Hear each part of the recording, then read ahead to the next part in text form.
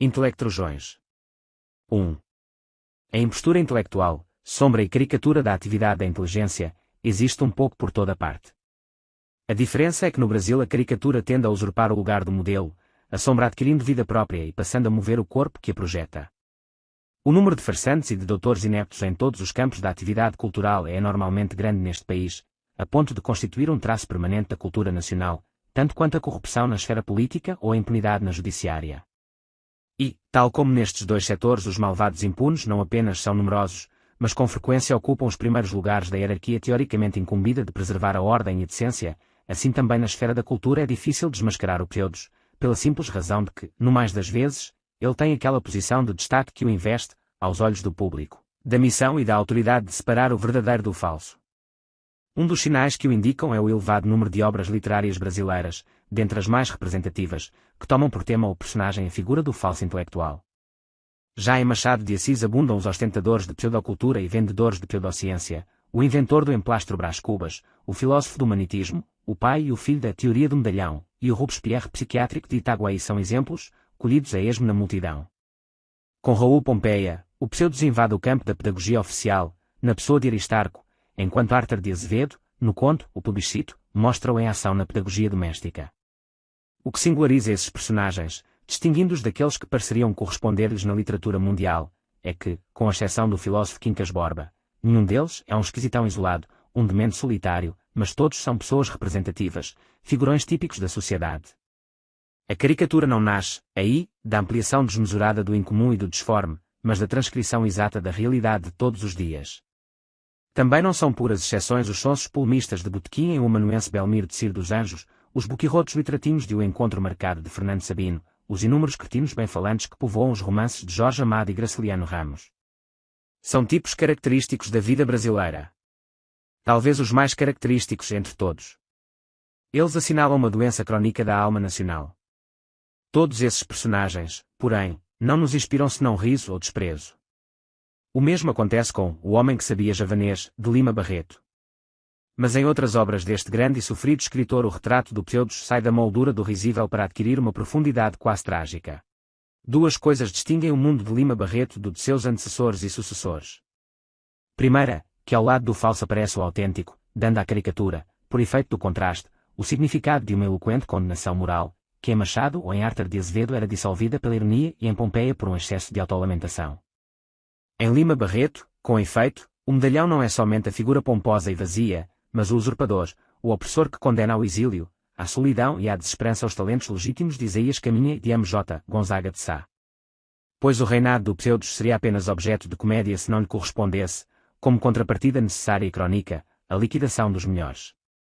A segunda diferença aparece no romance Triste Fim de Policarpo Quaresma, o cume da invenção literária de Lima Barreto, pois o Major Quaresma é ao mesmo tempo, e inseparavelmente, um estudioso autêntico e um pseudo-intelectual, um herói trágico e uma caricatura.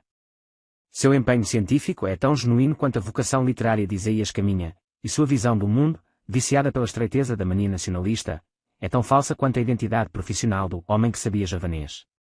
É precisamente a sinceridade da falsa consciência que singulariza o Major e faz dele a epítome da intelectualidade brasileira.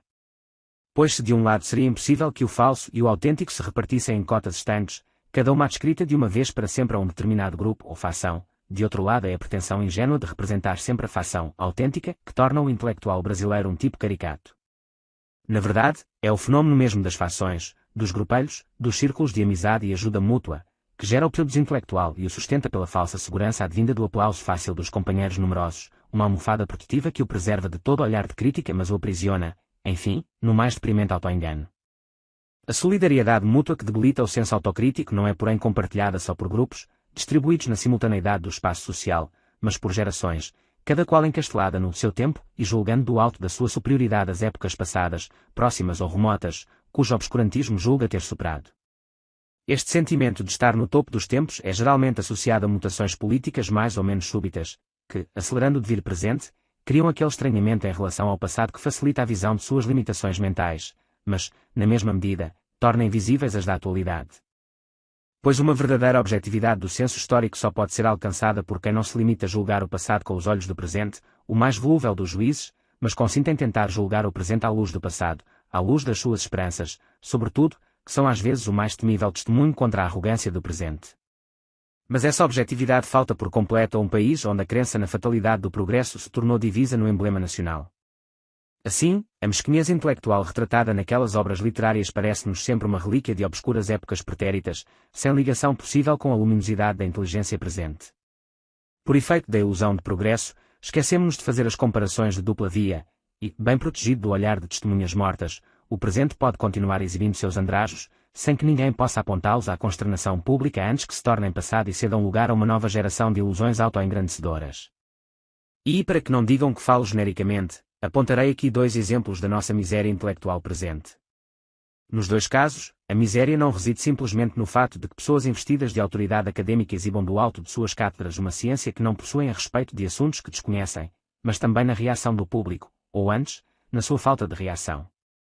Pois a impressão que nos deixam estes acontecimentos é que, uma vez alcançado o status de autoridade em qualquer campo da atividade cultural, um brasileiro estará a salvo de toda fiscalização crítica e poderá dizer o que bem entenda, sem que ninguém se lembre de apontar seus erros, salvo mediante rodeios polidos que darão a aparência de respeitosa divergência teórica, ao que deveria ser uma severa reprimenda ao infrator da ética intelectual.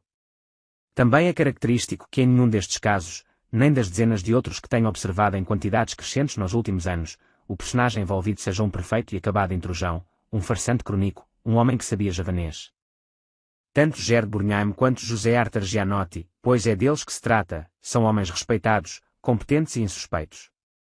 Pois é justamente isto que me chama a atenção, que homens respeitados e insuspeitos possam passar a dizer coisas que estão formidavelmente abaixo do nível que se espera deles, sem que a ninguém ocorra dar-lhes um violento puxão de orelhas, puxão para cima, entenda-se.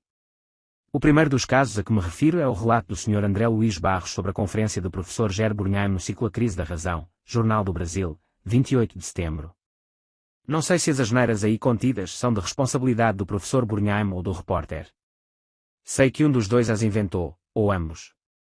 Alguns exemplos, seguidos de comentários, primeiro segundo o professor Burnheim, ou segundo o Sr. Barros, o predomínio da razão na tradição ocidental vitoriosa pode ser ilustrado pela pedagogia tradicional, em que o filho seguia obrigatoriamente os passos profissionais do pai. Comentário: qualquer estudante de história sabe que a transmissão do estatuto profissional do pai para o filho é um costume presente em quase todas as sociedades tradicionais, desde o Império Chinês até a sociedade de castas hindu, passando por Atenas e Roma, pelas antigas comunidades judaicas, etc. etc. Como enxergar nela um sinal característico da razão ocidental? Segundo o professor Burnheim, ou segundo o que o repórter imagina tê-lo ouvido falar, a modernidade surgiu quando Hegel, 1770-1831, disse: o filho é a causa do pai. Comentário: se a ideia de que o filho é a causa do pai assinala o começo da modernidade, então a modernidade começou no século IV a.C., quando Aristóteles expôs os conceitos de causa eficiente e causa final, nos quais está manifesto que o filho é a causa do pai tanto quanto o pai é a causa do filho. Terceiro escreve Barros, segundo Burnheim, a ideia de Deus também mudou com o mundo moderno. Os filósofos modernos passaram a ver Deus como o culpado pelo pecado original que foi a criação do homem. Comentário: a ideia de que a criação do homem foi um pecado divino não tem nada de moderno. Ela já estava amplamente disseminada nos séculos I da era cristã. Era doutrina oficial das seitas gnósticas, de enorme sucesso na época. Sua repercussão chegou ao Oriente, como se vê pelo fato de que o Corão, livro sagrado dos muçulmanos, século VII, menciona essa doutrina, condenando-a como invenção dos anjos caídos. São dados históricos elementares, que o intérprete filosófico da história não tem o direito de ignorar. Quarto e mais notável exemplo: primeiro, as missões religiosas viajavam para catequizar os nativos com uma verdade cristã estabelecida. A partir do século XV, com Montaigne, a viagem mudou de sentido, o europeu passou a buscar a diferença, o mundo exótico, desconhecido e selvagem. Comentário: Santo Deus. Montaigne, para começar, nasceu quase na metade do século XVI e não poderia influenciar em nada a história do século XV, a não ser por algum expediente do gênero exterminador do futuro. Em segundo lugar, as viagens para catequese sistemática em escala mundial, visando a uniformizar o mundo sob a bandeira de uma verdade estabelecida, dilatar a fé e o império, só começaram no Renascimento, isto é, justo na hora em que, segundo o professor Burnheim, ou segundo seu escriba, elas estariam acabando. Aqui o relator ou relatado conseguiram nada menos que inverter a ordem da cronologia, situando na Idade Média o empenho de cristianização forçada que assinala o começo da Idade Moderna, e na Idade Moderna as viagens de mera curiosidade e busca do exótico, como por exemplo talvez a de Marco Polo, século XIII. Assinalemos ainda que desde a era patrística até o fim da Idade Média quase todos os pregadores que cristianizaram a Europa viajavam sozinhos, sem a proteção dos exércitos que, a partir do Renascimento, se constituíram em braços armados de uma catequese que, no período anterior, oferecera a Cristo o martírio dos pregadores em vez de exigir-o dos ouvintes. O professor Burnheim é um ignorante ou o Sr. Barros é um repórter demasiado imaginativo, que atribui a um conferencista inocente as tolices de sua própria invenção. Não sei, mas sei que nem algum ouvinte interrompeu o professor Burnheim para as devidas correções, nem algum leitor escreveu ao JB para chamar o Sr. Barros às falas. Pergunta-se 15, 20, 100 anos atrás, essas coisas passariam em branco, se não haveria, entre os viventes daqueles tempos bárbaros que o progresso apagou, nenhuma mente alerta capaz de assinalar a nudez do rei. Algo que contribui poderosamente para o conformismo sonso das plateias é o hábito, consagrado na parte mais falante da nossa inteligência universitária, de impingir ao público as opiniões correntes entre os pensadores europeus da moda não como objeto de reflexão e discussão, e sim como o ponto de partida obrigatório de todo pensamento possível. Nesse contexto, a frase "hoje em dia acredita-se que" torna-se uma demonstração cabal, uma prova irrefutável da veracidade da coisa acreditada. A absoluta incapacidade de reagir criticamente, a submissão mais torpe aos gurus do dia é exibida pomposamente a uma plateia deslumbrada, como prova de nossa atualizadíssima cultura europeia, como ostentação do nosso nível filosófico de primeiro mundo. Só que, assim fiado nos porta-vozes do consenso letrado, o público não tem a menor condição de conferir as informações que recebe. Quando lhe impingem, por exemplo, uma generalização grosseira do tipo, os filósofos mais recentes acham que, não lhe ocorre sequer a lembrança de perguntar se a frase se refere a todos os filósofos contemporâneos, a muitos ou a meia dúzia deles, nem muito menos se estão entre os melhores ou se são meras figuras vistosas da atualidade jornalística, destinadas a cair no esquecimento quando os jornais do dia virarem embalagens nos açougues. Deste modo, um público constantemente tratado como carente de cultura é levado a engolir como consenso universal algo que bem pode ser a opinião de 2 ou 3, daqui ou de lá. O grave é que este mesmo público, em sua inocência, é levado a tomar portanto como filosofia aquele tipo de discurso que na Grécia se denominava erístico, ou seja, o palavrório pararetórico que Aristóteles definia como a argumentação que toma como premissas correntemente admitidas opiniões que na verdade não o são. Discurso este que, longe de poder alcançar aquele mínimo de veracidade demonstrativa necessário às discussões filosóficas, não chegava sequer a ser uma retórica, mas apenas uma sua contrafação para o uso em baixas disputas de interesses. Assim, por exemplo, na palestra do professor Burnheim, somos informados de que os filósofos contemporâneos acham uma tolice a busca da essência e da verdade, e preferem estudar o erro, a marginalidade, as aparências, as falsidades, o outro e a diferença, tudo o que foi desprezado por Aristóteles. A frase é ambígua, o professor Burnheim não distingue entre estudar o erro e cometê-lo. Se a interpretarmos no primeiro sentido, a sentença será escandalosamente falsa. O estudo do pensamento equivocado é, ao contrário do que ela diz, um dos interesses prioritários da filosofia de todos os tempos, e não uma novidade moderna. Sócrates interessava-se a tal ponto pelo assunto que a quase totalidade de suas falas é constituída do exame de pensamentos falsos, e só uma pequena parte expressa a opinião por ele considerada correta. Foi Aristóteles, nas refutações sofísticas, o primeiro a fazer um levantamento sistemático das formas do pensamento falso, bem como foi ele que estabeleceu a diferença como o critério supremo da definição. Logo, o interesse por estes assuntos não é novo. Se porém tomamos a sentença do professor Burnheim na segunda acessão, no sentido de que a filosofia contemporânea não estuda os erros para corrigi-los mediante a verdade, antes se dedica-se não a cultivá-los propositadamente, a coisa é de suma gravidade.